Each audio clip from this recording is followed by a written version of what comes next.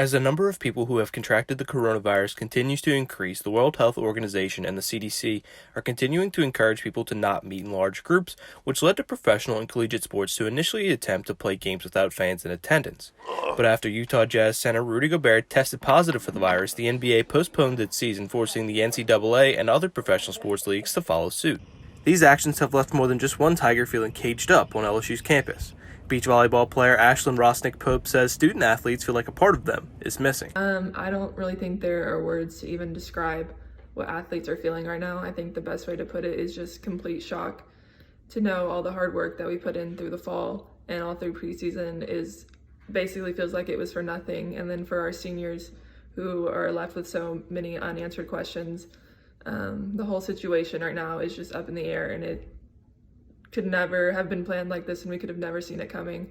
So I think right now athletes just feel like they've kind of lost a part of themselves or a part of their identity. The answers senior athletes are looking for, Athletic Director Scott Woodward says, is something he is personally going to fight for. My advocacy is going to be for all of our student athletes, freshmen through senior, that they get their year back, but how we count them and what we do, all that's to be determined.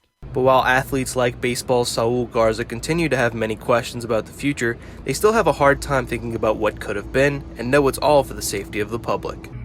Still upset and still heartbroken that can't play as a team one last time. Felt like we were starting to play our best baseball, and just for it to be cut short like that really hurts. Obviously, we're trying to understand that this is something bigger than us, that this problem is affecting millions of people, not just us, and we have it a lot better than millions of people. So really just trying to put everything into perspective and understand that although we're not able to play the team one last time, hopefully this is what's best for everyone. The decision to shut everything down was not an easy one, but Woodward says that he would rather be proactive in situations like this one, especially when things continue to change. And I can assure you right now that, from my standpoint and from the league standpoint, that we're always going to err on the side of overreaction instead of underreaction, because we're dealing with life and death.